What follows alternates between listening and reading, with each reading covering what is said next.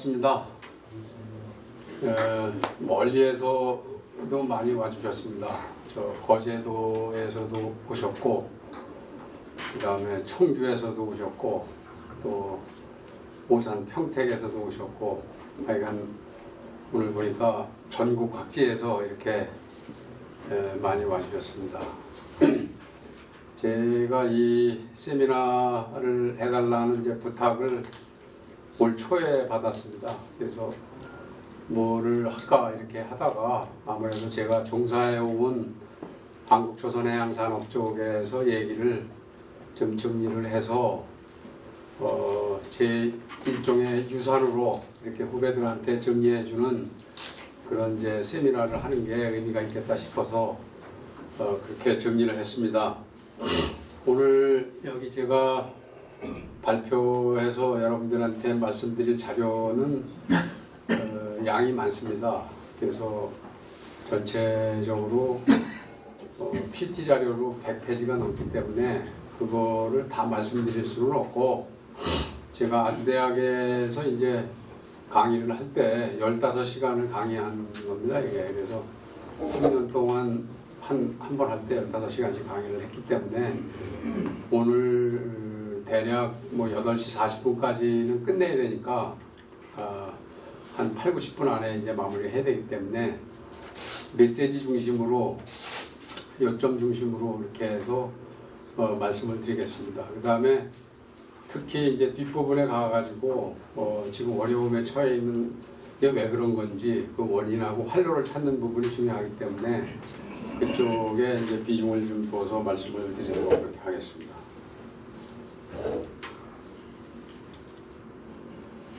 우선 이거를 준비하면서 이제 제가 레퍼런스는 대우조선 출신이기 때문에 대우조선 그 사업 보고서는 제가 2006년에 그만뒀는데, 그만둔 이후에 사업 보고서를 계속 봤습니다.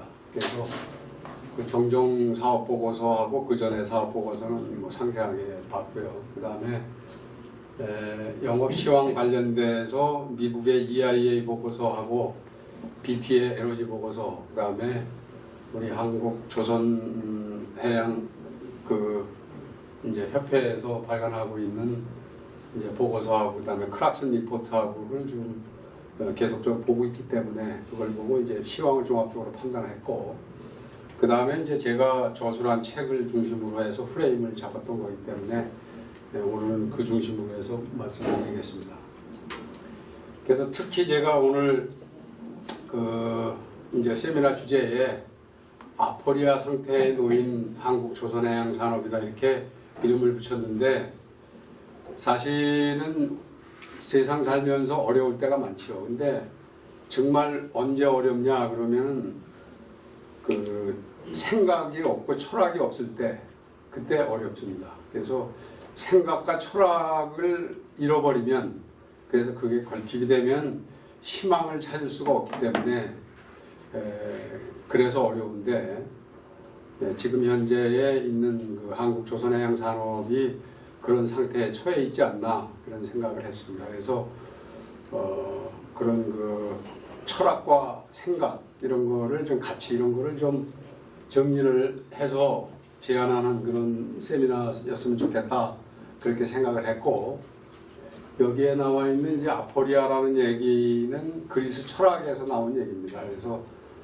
그리스의 아포리아 상태가 이제 페르시아 전쟁 때, 여러분들이 잘 아시는 살라미스 해전 때 아주 처참한 상황이 있었고, 두 번째로는 이제 그 펠로폰네스 전쟁, 그래서 스파르타하고 아테네 간의 내부 전쟁에 의해서 이제 또 그런 아포리아 상태를 맞았고, 마지막으로는 이제 소크라테스까지 죽는 그런 내부에 이제 30인의 참주가 학살되는 이제 그런 상황에서 그리스가 헬레니즘 문화가 이제 철학이 붕괴되는 그런 상태를 맞았습니다. 그래서 소크라테스의 제자 중에 플라톤하고 크레소폰이 있는데, 이제 이 사람들이 소크라테스를 희생하면서 다시 가치를 찾아내고 철학을 회복시키는 이제 그런 역할을 했습니다. 그래서 오늘날의 이제 자연 철학이 헬레니즘 문화 속에서 그리스에서 발전하게 됐고,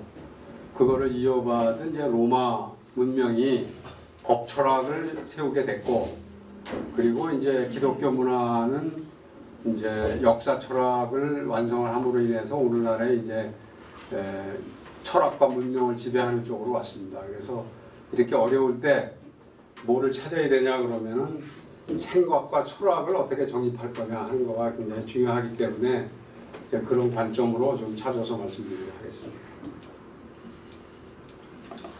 그리고 이제 제가 이 책은 2014년도에 쓰기 시작을 했는데, 제 인생을 돌아보면서 보면은 굉장히 그 쇼킹한 사건이 두 가지가 있었습니다. 하나는 99년도에 맞은 이제 IMF, 그리고 대우그룹의 몰락.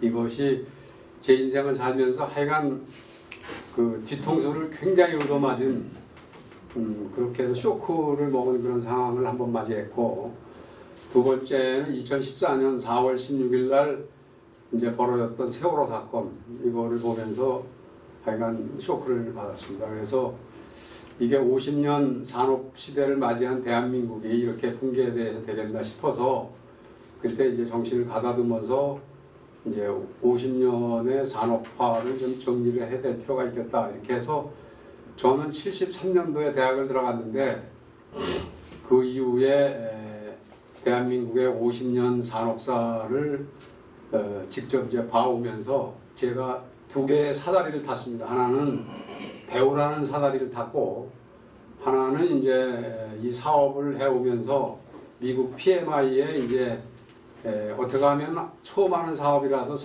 실패하지 않고 성공할 수 있는가, 이런 거에 관심을 가지고 이제 80년대 초서부터 미국의 PMI를 이제 접하기 시작을 했고, 그러면서 이제 배우라는 사다리와 미국의 PMI의 PM 철학에 대한 사다리를 타고 제가 이제 제 인생을 살았습니다. 그래서 그런 거를 담아서 이제 이 책을 정리해서 썼고, 특히 대학원 강의를 하면서 이제 그 젊은 대학생들한테 그 교재로 좀 쓸 수 있도록 총 정리해서 강의를 했던 거기 때문에 한 1년에 걸쳐서 써서 2015년에 출간을 했습니다. 그래서 오늘 얘기는 이제 이 책에 있는 거를 골자로 이렇게 진행이 되겠습니다. 그래서 이제 전체적으로 제가 준비한 거는 6개 챕터로 준비했는데, 간략하게 이제 전략하고 업장동을 좀 프레임으로 알아보고, 그 다음에 이제 법의 진화 장애 확대를 살펴본 다음에 동해 혁신 쪽을 얘기를 하고, 그리고 맨 마지막에 오늘의 메인 주제인 아포리에 처한 한국 조선 해양 산업, 그 다음에 그 활로 이거를 이제 찾는 방향으로 그렇게 말씀드리도록 하겠습니다. 우선 이제 전략에 대해서 먼저 간단하게 얘기를 하겠습니다. 우리가 그 전략이 뭐냐 이렇게 얘기를 하면은 우리 인간의 그 기본적인 능력에는 그 우리 마음속에 갖고 있는 게 두 가지가 있습니다. 하나는 에고가 있고 하나는 소울이 있습니다. 그래서 그 에고는 바로 욕망을 낳고 그 욕망을 성취해내는 어떤 생각의 틀, 이것을 전략이라고 합니다. 그리고 소울을 흔드는 그런 거를 이제 우리는 이제 비전이라고 얘기하고 혹은 사명이라고 얘기합니다. 그래서 우리가 인생이 살아가면서 그 다음에 경영을 하면서 어떤 목표를 성취하려면 두 가지가 다 필요합니다. 에고 쪽의 욕망도 건드려야 되고 그리고 소울도 건드려야 되고, 그래서 이제 그런 욕망을 성취하는 도구가 바로 그런 생각의 틀이 전략인 거고, 그리고 이제 소울을 흔들어서 영혼을 깨우는 그런 것이 이제 비전이고 거기에서 나오는 게 사명입니다. 그래서 이 두 가지를 다 얘기를 해야 되는데 그 중에서 우리는 이제 경영에서 목적을 성취하는 그런 의지를 가지고 성취하는 풀로 전략의 틀을 먼저 생각을 하고 있습니다. 그래서 전략이야 뭐냐 하는 것을 간단하게 좀 짚어보겠습니다.